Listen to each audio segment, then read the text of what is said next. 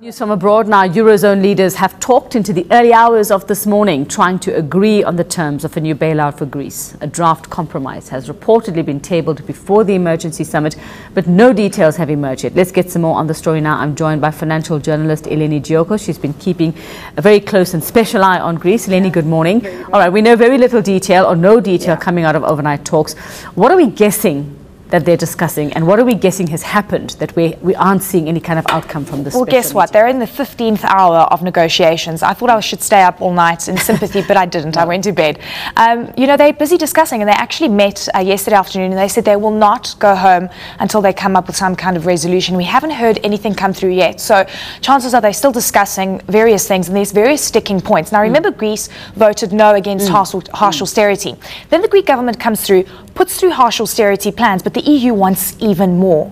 And where the big sticking point is coming through, the EU leaders want Greece to put a 50 billion euro account of Greece's assets so that they can get privatized. And when money comes through, all the creditors take that money immediately. Now that brings democracy and sovereignty into question, and this is why everyone is opposed to it. All right, so what are the chances that they are going to make their Wednesday deadline? I mean, that's what they have, and then it's out of the Eurozone. Look, it might not even get to that point, because if they can't decide on various things, like for instance, Greece doesn't want the IMF very involved in the country, and that's one of the big things that Germany is asking for. They're also asking for more austerity measures, more than what Greece had put on the table. Then Greece has to actually pass that through Parliament, and they've got until Wednesday to do so. We might not even get to that point if things break down today. Yeah. So you're saying that they might have a decision and say you're out by the end of today. Exactly. And I mean, this is what Germany has said. They said, well, why don't we take a time out? And they actually called it a time out for 5 years. See how you go. A temporary exit. A temporary exit, which of course, if we embark on a temporary exit, go back to the drachma, very unlikely that a country would actually then revert back to the Eurozone and then ask to get reinstituted into the Eurozone.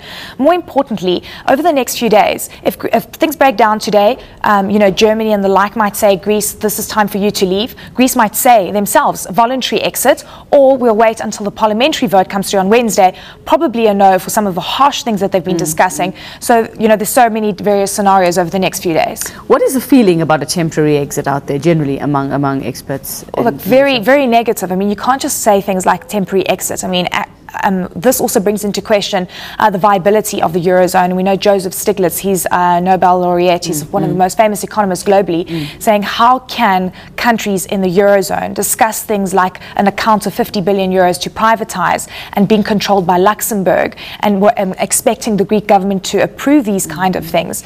So generally the feeling on the ground is very negative. In fact, trending on Twitter yesterday worldwide was "This is a coup." Hashtag "This is a coup," and major analysts, major names globally saying it's completely unacceptable what the Eurozone leaders are doing. So the Brexit feeling, not something that people want to see, because I think it's going to break down the entire Eurozone. Well, there might be some hope for Greece in that European leaders are split among themselves over actually how hard to push them. Exactly. So, I mean, we saw France coming out quite early on. So I've actually got these numbers. This is interesting. So 9 countries want Greece to leave the Eurozone. They're pro an exit. 5 countries are wanting to see Greece stay in the Eurozone. And then 5 other countries want to stay out of the vote. So we're starting to see a big play coming through here, where Germany is playing very hard stance against Greece and also the other countries. And I think France and Spain and Italy are on Greece's side because they know they're also in trouble. All right. Well, we might know today, we might know even tomorrow or Wednesday. But very quickly for us, in a few seconds, you have your ear to the ground in Greece. How are people? How's the man on the street dealing Very with pessimistic. People very demoralized. I mean, you've got banks that are closed for 2 weeks. The feeling is, and people are waiting for the banks to reopen so they can get access to their money. People are not going to see their money for another 2 weeks. And in fact, capital controls could become even stricter over the next couple of weeks as well. People are very concerned. And I'm telling you, in terms of supplies, that could also come under pressure over the next few days.